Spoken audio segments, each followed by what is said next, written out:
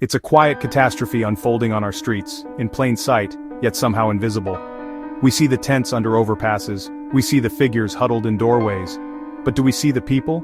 Do we understand the scale of what's happening? The numbers tell a story, a stark and unsettling one. As of early 2023, the U.S. Department of Housing and Urban Development reported a staggering figure. Over 653,000 people were experiencing homelessness on a single night. This wasn't just a number, it was a 12% jump from the previous year, the largest single-year increase ever recorded. It's a crisis that has been swelling, quietly at first, and now with a roar we can no longer afford to ignore. These aren't just abstract statistics, they represent lives, they represent families, veterans, and children. For every 100,000 people in this country, about 198 are without a home. Think about that. In a nation of such immense wealth and resources, this reality feels like a profound failure. The data reveals a concerning trend across the board. Family homelessness rose by 16%, veteran homelessness saw a 7.4% increase, and the number of individuals experiencing chronic homelessness, those with a disability who have been homeless for over a year, climbed to over 146,000. It's a portrait of a system under immense strain, where the safety nets we thought were in place are tearing apart. When we think of homelessness, we often picture a person sleeping on a park bench or in a makeshift tent city. This is what experts call unsheltered homelessness, and it is the most visible and often most dangerous form of the crisis. These are individuals and families living in places not meant for human habitation. Cars, parks, abandoned buildings, or directly on the street. According to the 2023 data, a shocking 40% of the entire homeless population, more than 256,000 people, were unsheltered. On the other side of this coin is sheltered homelessness. This refers to people staying in emergency shelters, transitional housing programs, or other temporary accommodations. While a shelter provides a roof and a degree of safety that the street cannot, it is far from a home. These facilities are often crowded with strict rules and little privacy. They are a critical stopgap, a lifeline that keeps people from the immediate dangers of living outdoors. However, they are not a solution. They are a temporary reprieve in a life that has been turned upside down. The crisis of homelessness does not look the same everywhere. There is a stark and dramatic divide, particularly between the West and East Coasts.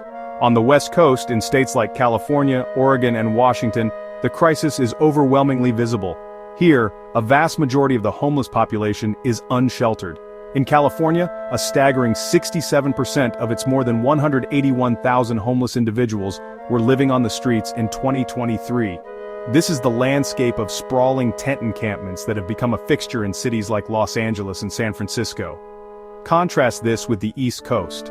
In cities like New York and Boston, the picture is different. While the numbers are still tragically high, the vast majority of the homeless population is sheltered. New York City, for example, has a legal right to shelter policy, which mandates that the city must provide a bed to anyone who needs one. As a result, over 95% of its homeless population is in the shelter system. The crisis here is less visible to the public eye, hidden away in crowded shelters and temporary housing facilities, but it is no less severe. The sheer number of people needing shelter, over 88,000 in New York City alone, is a testament to the immense economic pressures facing low-income families. Meet Sarah. She is not who you might picture when you think of homelessness. She's a 38-year-old single mother of 2 young children. She works full-time as a certified nursing assistant at a long-term care facility in Phoenix, Arizona. She works hard, often pulling double shifts.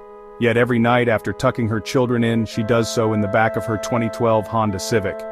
Sarah and her family are part of a growing and deeply troubling demographic, the working homeless. They are the people who are doing everything we ask of them. They have jobs, they contribute to society, but they simply cannot afford a place to live in the cities where they work. Her story is one that has become all too common. A year ago, Sarah was renting a small 2-bedroom apartment, but then her landlord sold the building, and the new owner raised the rent by $500 a month, an amount far beyond her reach. Despite her steady income, she couldn't find another affordable apartment in a safe neighborhood. Application fees, security deposits, and first and last month's rent created a wall she couldn't climb. So, the car became their home.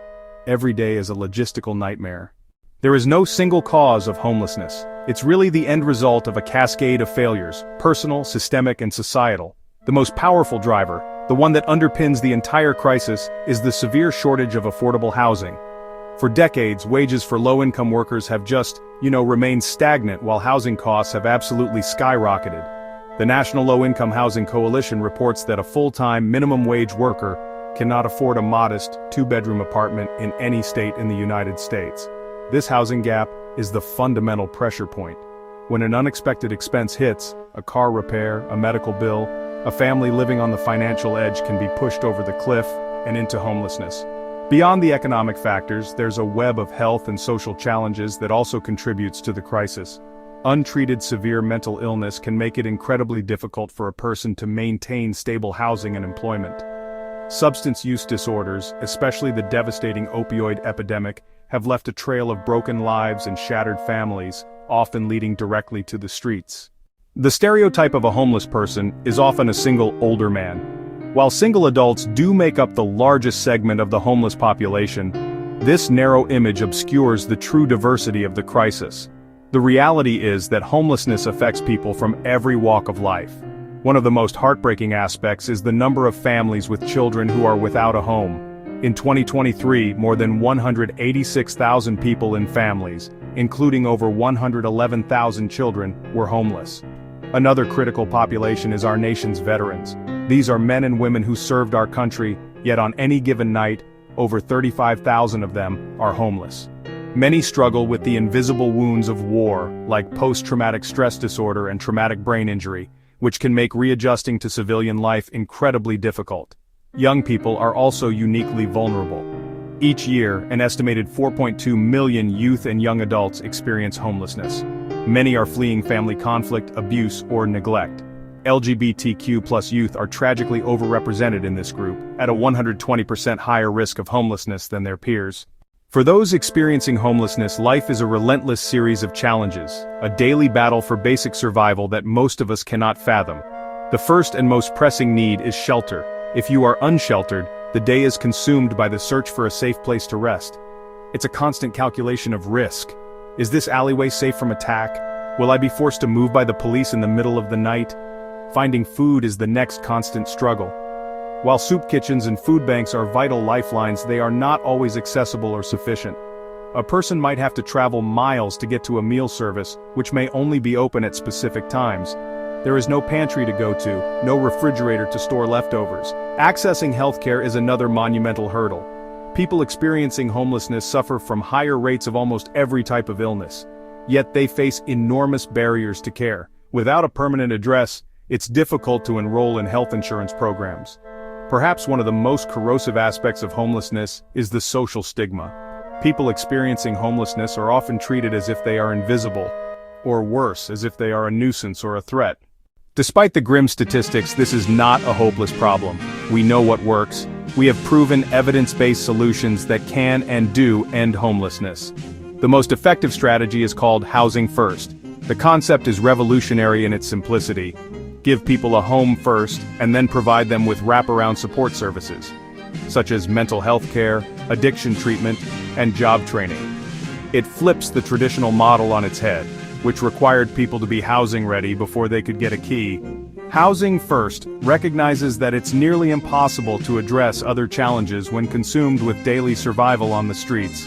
To make housing first a reality nationally, we need massive expansion of rental assistance programs and affordable housing stock.